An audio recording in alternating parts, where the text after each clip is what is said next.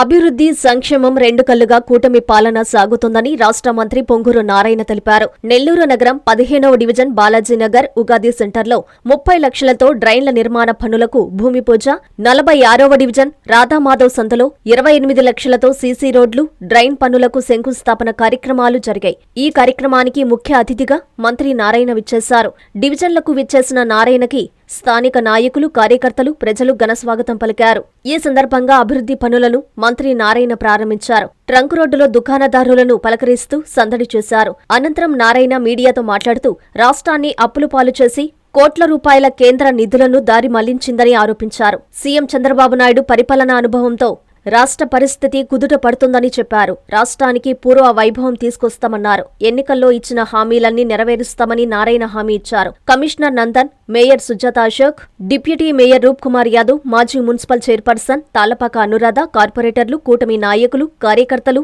ఈ కార్యక్రమంలో పాల్గొన్నారు.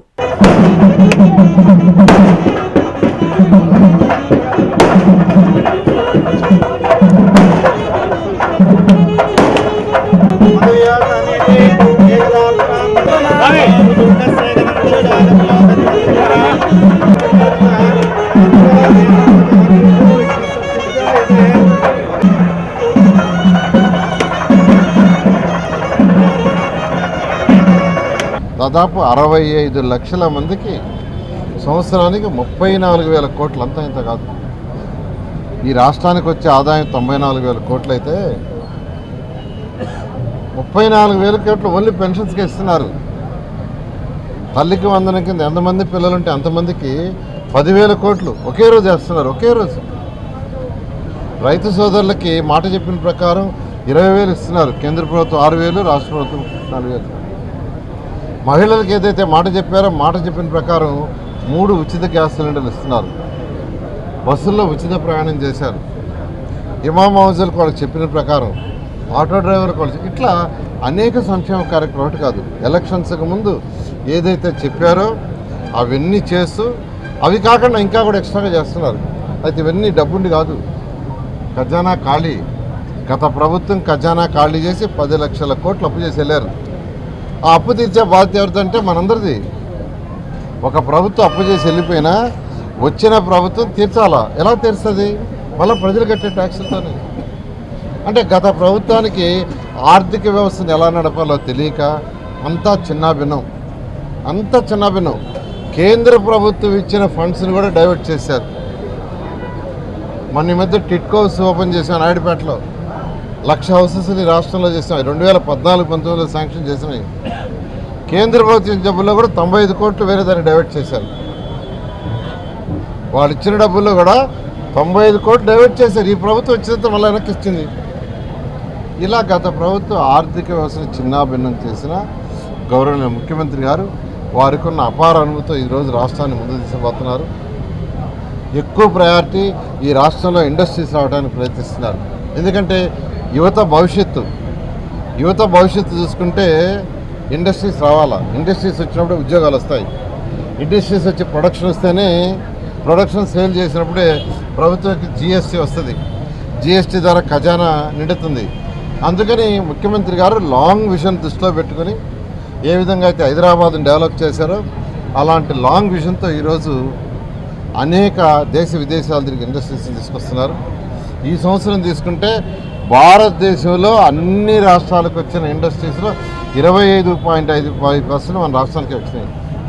అది కేవలం గౌరవనీయ ముఖ్యమంత్రి గారు, యువనాయకుడు లోకేష్ చేసే కృషితో. నేను నెల్లూరు ప్రజలకు ఒకటి చెప్తున్నాను, నెల్లూరులో అనేక వర్క్స్ టేకప్ చేశాం. గౌరవనీయ ముఖ్యమంత్రి గారు దానికి సంబంధించిన ఫండ్స్ శాంక్షన్ చేశారు. ఎలక్షన్స్ ముందు ఏదైతే చెప్పామో దానికి ఎన్నో రెట్లు వర్క్ చేస్తాం. అండర్గ్రౌండ్ డ్రైనేజ్ కావచ్చు, డ్రింకింగ్ వాటర్ కావచ్చు, స్ట్రాంగ్ వాటర్ కావచ్చు, లేదా రోడ్స్ కావచ్చు, లైట్స్ కావచ్చు, పార్క్స్ కావచ్చు, తర్వాత 13 కెనాల్స్ ఏదైతే ఉన్నాయో డ్రైనేజ్ కెనాల్స్ కావచ్చు, స్కూల్స్ కావచ్చు, అన్నీ చేస్తే నెల్లూరు ప్రజలు కొద్దిగా ఓపికగా ఉండాల్సిందిగా రిక్వెస్ట్. పని కావాలన్న నిమిషాల మీద చేస్తున్న మా నారాయణ గారు ఈ వార్డులో 95% ఓటింగు పోల్ అయినాయి నారాయణ సార్కి. ఆ ఇదితో నారాయణ సారు ఈ వార్డులో ప్రతి ఒక్కటి, ఈ వార్డు అనే కాదు ప్రతి వార్డులో ఇదే విధంగా నెల్లూరులో నీళ్లు, డ్రైనేజీ, రోడ్లు మొత్తం ప్రతి ఒక్కటి పూర్తి చేస్తున్నాడు. ఈ వార్డులో ప్రతి ఒక్కరూ ఆయన్ని ఇంకోసారి మళ్ళీ నారాయణ సార్నే గెలిపించుకోవాలని కోరుకుంటున్నారు. అడగంగానే చేస్తున్నాడంటే ఇంతకన్నా నాయకుడు ఇంకెక్కడా దొరకడు, ఎప్పుడు దొరకడు. కాబట్టి ఈసారి కూడా మన నారాయణ సార్నే గెలిపించుకుంటే ఇంకా ఈ నెల్లూరు జిల్లా బాగుపడుతుందని కోరుకుంటున్నారు. కాబట్టి నారాయణ సార్ ఇంకా ఎన్నో చేయాలని కోరుకుంటున్నాం. ఈరోజు 46వ డివిజన్కి మా గురువు గారు, మా దైవం అయినటువంటి నారాయణ సార్ గారు శంకుస్థాపన, రోడ్డు శంకుస్థాపన, అలాగే డ్రైనేజ్ లైను ఈ ప్రాంతానికి ఎంతగానో అవసరమని దాన్ని ఇక్కడ శంకుస్థాపన చేయడానికి వచ్చినందుకు మొదటిగా సార్కి ప్రత్యేక ధన్యవాదాలు. అలాగే ఇక్కడికి పాల్గొన్నటువంటి తెలుగుదేశం కార్యకర్తలందరికీ ప్రత్యేక ధన్యవాదాలు. మనకి శంకుస్థాపన కార్యక్రమం అంటే ఎప్పుడో పండక్కున్నట్టుండేది. కానీ నారాయణ సారు ఎప్పుడైతే నెల్లూరుకి ఎమ్మెల్యేగా వచ్చి మంత్రివర్యులుగా అయ్యారో, గత 14లో అయితేనేవ్వండి, ఇప్పుడైతే ఇవ్వండి, రోజు అభివృద్ధి కార్యక్రమాలు జరుగుతూనే ఉంటాయి. ఇది ప్రతిరోజు ఈ శంకుస్థాపనలు అనేది నెల్లూరు ప్రజలలో ఒక జీవనంలో ఒక పరిపాటిగా వచ్చేసింది. ఇది మన 2019 తర్వాత దీనికి కానీ బ్రేక్ పడకుండా ఉండుంటే దాదాపుగా మొత్తం నెల్లూరులో ఇంకా ఏది ఈరోజు శంకుస్థాపన, రోడ్లు, డ్రైన్లు ఇవన్నీ దాదాపుగా ఎప్పుడో కంప్లీట్ కావాల్సింది. అట్లాంటిది మనము ఒక 5 సంవత్సరాలు వెనకాల పడిపోయామంటే దానికి కారణం మనమే అని మనం గుర్తించాలా. స్వాగతం, సుస్వాగతం. పేదల సేవలో మన ముఖ్యమంత్రి. పేదల సేవలో మన ముఖ్యమంత్రి కార్యక్రమానికి ఉదయగిరి నియోజకవర్గం వింజమూరుకు విచ్చేయిచున్న ఆంధ్రప్రదేశ్ ముఖ్యమంత్రి గౌరవనీయులు శ్రీ నారా చంద్రబాబు నాయుడు గారికి స్వాగతం, సుస్వాగతం. Tatikonda Anusha, telecom advisory committee, Udayagiri నియోజకవర్గ director. Hi Nilor, please subscribe to N3 TV.